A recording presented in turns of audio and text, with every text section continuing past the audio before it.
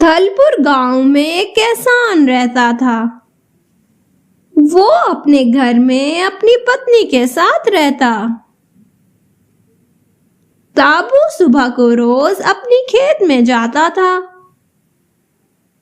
ایک دن وہ اپنی کھیت میں کام کر رہا ہوتا ہے کہ ایک سیٹھ وہاں آتا ہے۔ ارے بھائی سنتے ہو، مجھے مکئی کی بوریاں چاہیے۔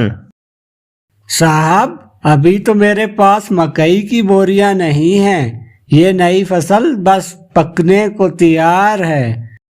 ٹھیک ہے بھائی، جب تمہاری فصل تیار ہو جائے تو مجھے بوریاں دے دینا۔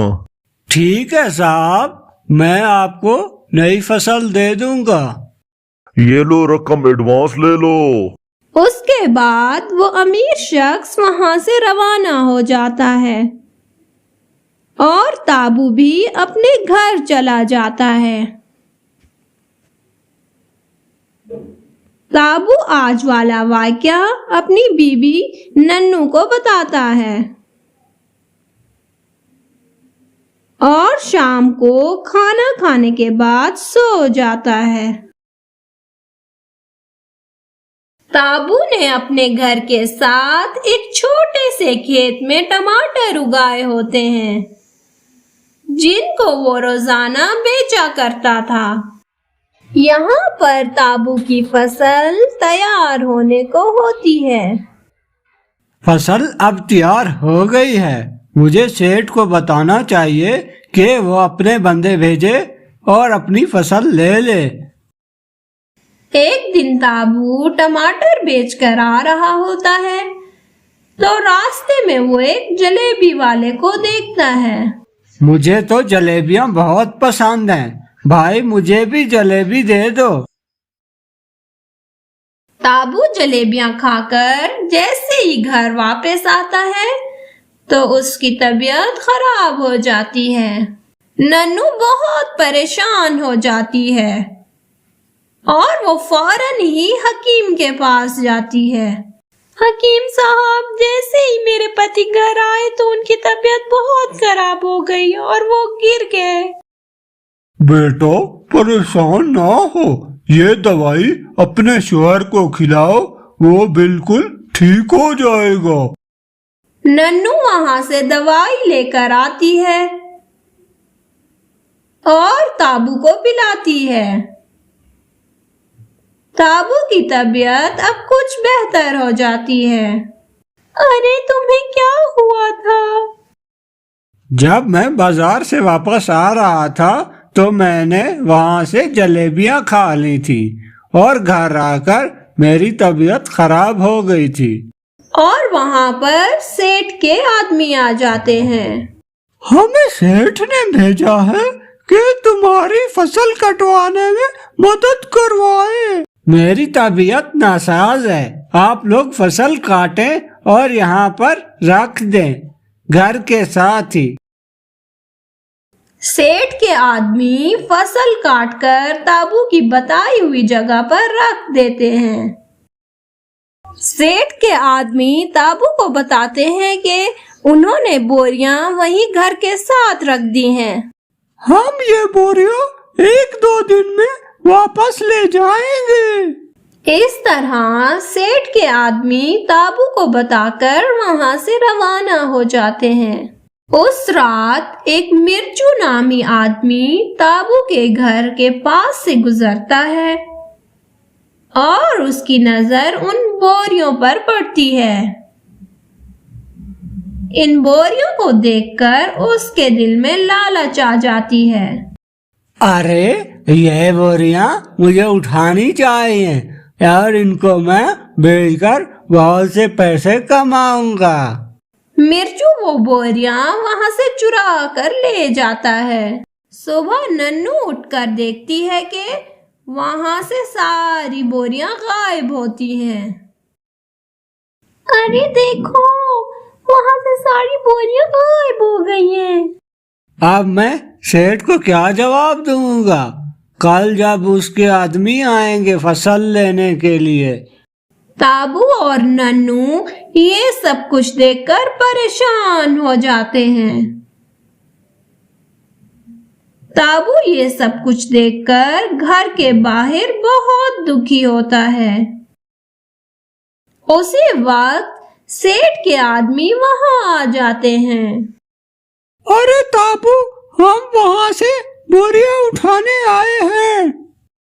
कल रात ही मेरे घर के बाहर से कोई वो बोरियां चोरी करके ले गया है।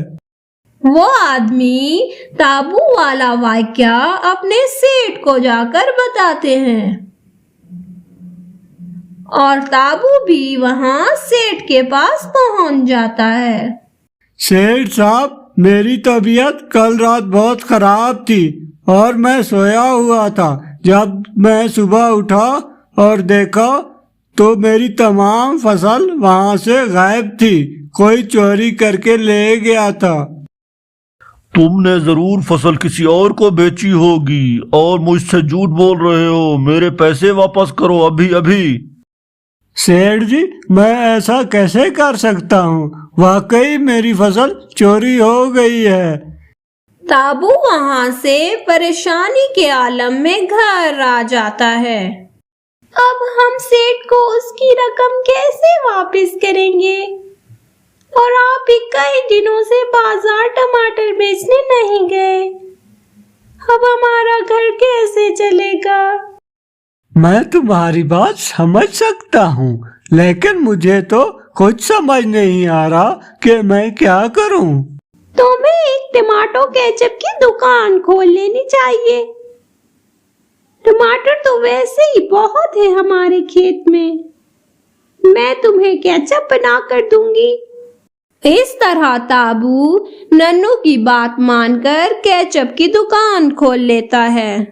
इस तरह ताबू का केचप पूरे गांव में मशहूर हो जाता है और पूरे गांव वाले उससे केचप लेने आते हैं।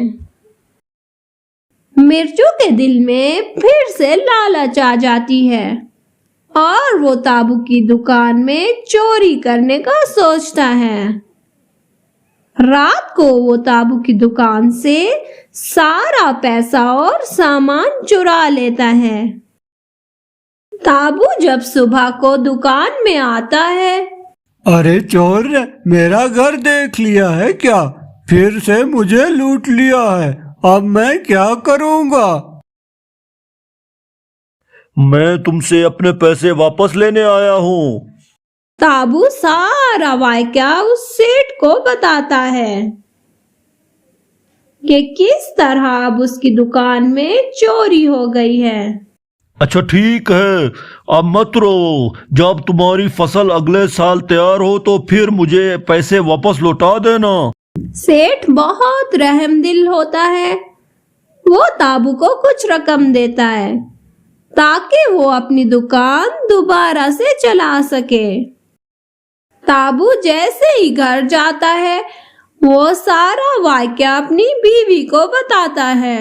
हमें फिर से मेहनत करके अपनी दुकान वापस चलानी होगी। इस तरह ताबू दोबारा मेहनत करता है और उसकी दुकान चलने लगती है।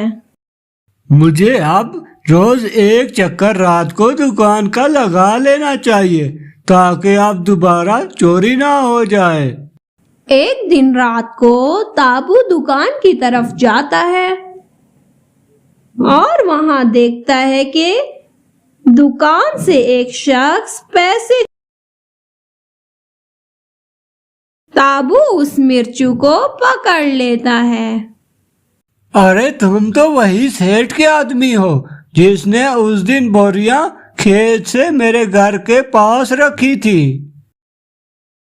मुझे माफ कर दे और पुलिस को ना बुलाएं। मैं दोबारा ऐसा नहीं करूँगा। इस तरह ताबू को मिर्चू का पता चल जाता है और वो वहां से सेठ के पास चला जाता है।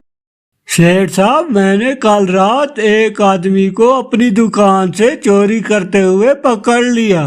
वो आपका नौकर मिर्चू निकला। तुम्हें पक्का यकीन है ना ये वही मिर्चू है? हाँ सेठ जी, ये वही मिर्चू है। वो आदमी वहीं सेठ के पास आ जाता है। तुमने जो कुछ भी ताबू गरीब का चोरी किया है उसे अभी इसी वक्त वापस लौटा दो। इस तरह वो मिर्चू सारा लूटा हुआ सामान और पैसे ताबू को वापस कर देता है। सेठ साहब, ये आप अपनी रकम वापस ले लें। ताबू सेठ को उसके पैसे देकर वहाँ से घर आ जाता है। अब हमारे पास बहुत सा पैसा आ गया है, तो हमें शहर जाकर रहना चाहिए। इस तरह दोनों शहर रवाना हो जाते हैं और खुशी खुशी वहाँ जिंदगी गुजारते हैं। और सेठ अपने उस नौकर को पुलिस के हवाले कर देता है। उस मिर्चू को उसके किए की सजा मिल जाती है। तो बच्चों, हमें इस कहानी से क्या नतीजा मिलता है? लालच हमेशा बुरी बला होती है और इंसान कभी भी किसी की चोरी की हुई चीज से अमीर नहीं होता। प्लीज हमारा चैनल सब्सक्राइब करें, लाइक करें, कमेंट करें। Thank you.